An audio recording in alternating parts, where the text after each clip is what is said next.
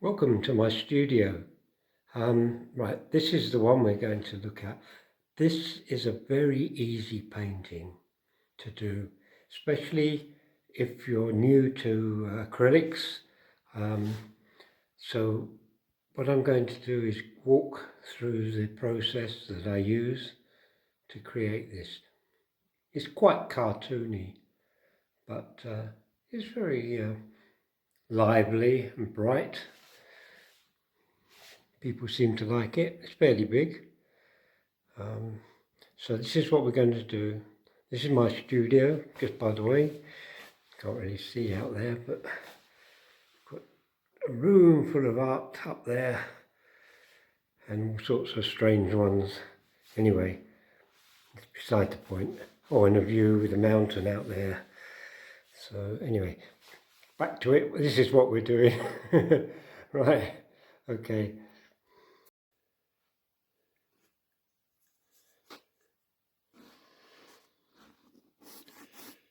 All I'm doing is marking out some buildings. They don't have to be anything particularly special. Sorry, missed that one, didn't you? Or where you put them, as long as they're roughly in proportion. And I've already coloured a few bits and pieces in. What you're looking for is interesting shapes, and then you can work on those and build them up. In the mint here we've got some sort of, I don't know, garden or in the front, and then here we've got the path, and here we might have some sunshades.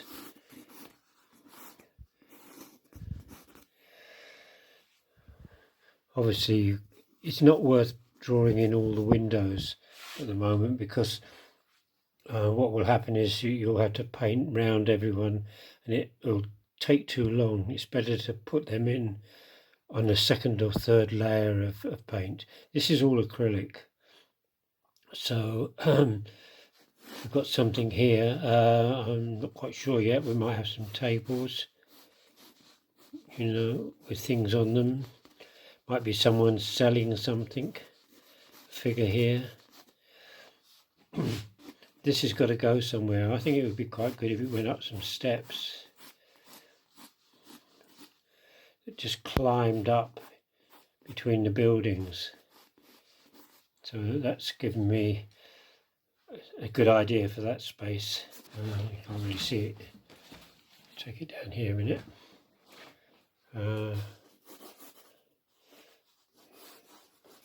And the spire. Yeah, I know it's creased.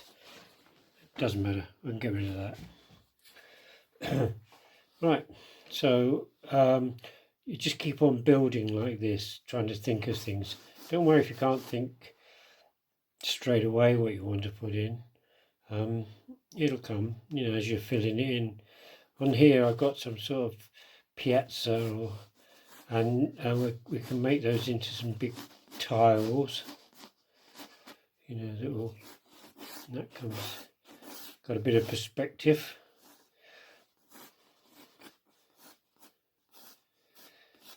Now this is charcoal I'm using to draw it out. And I can hear my cat whinging away. Don't know if you can.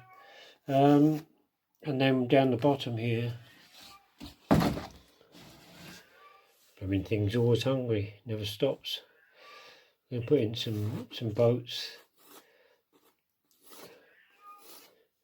And there'll be seats and things in there, and various objects. Maybe there'll be some sort of float marker in the water.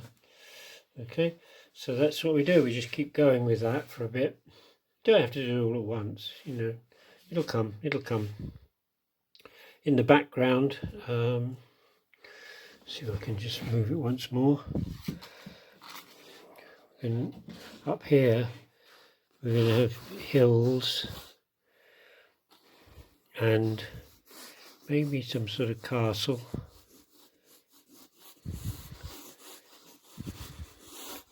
And go in there. a bit hard to control this. Okay, so that'll be a castle of some description, and then we can have some really big mountains in the background just to fill up the space. Okay, put that back up there a minute. Okay, so that's it as far as drawing it out is concerned for the moment.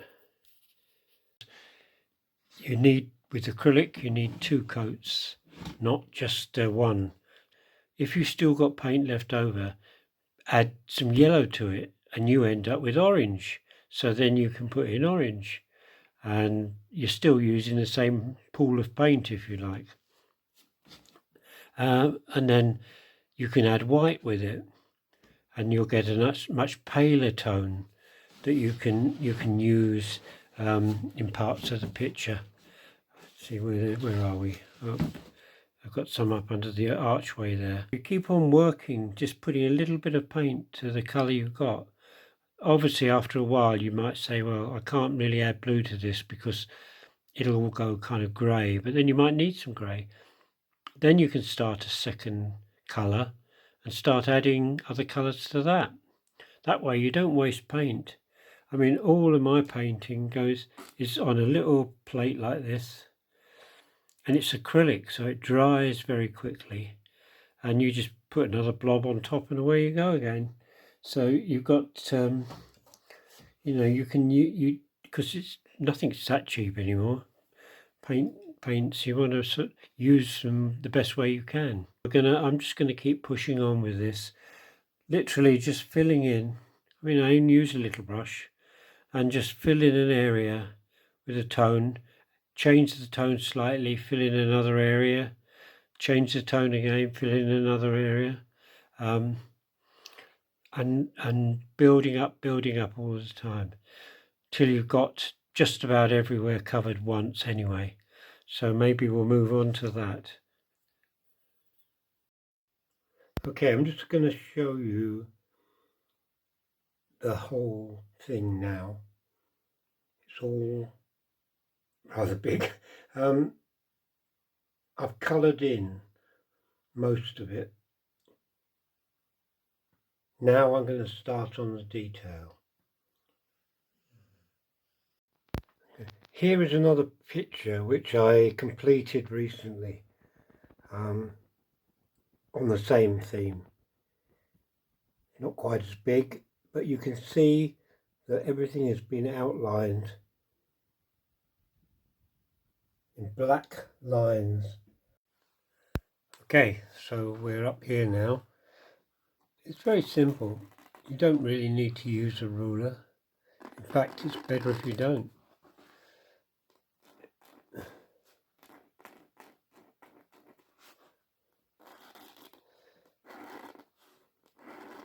Everything becomes stylized. You don't want it too stiff.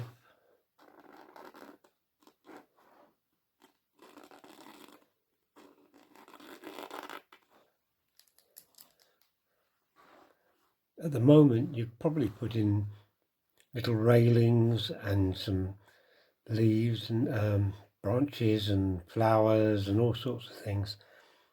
But all you're doing at the moment is outlining and trying to keep it simple. It's almost diagrammatic.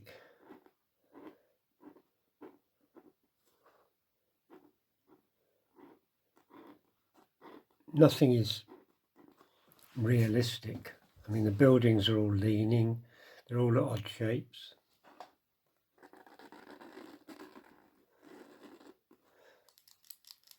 You can literally outline everything. Got a bit of a dodgy pen here.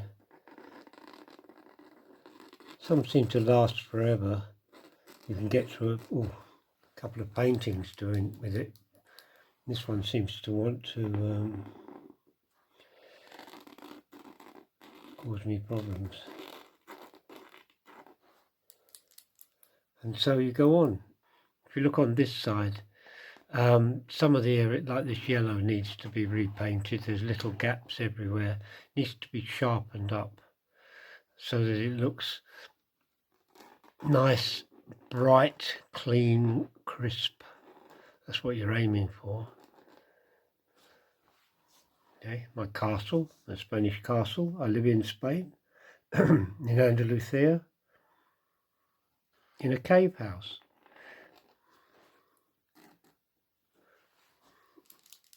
Right, so you need to just keep doing this. It's quite therapeutic. Okay, so we just, if you've got long straight lines, maybe a ruler would help.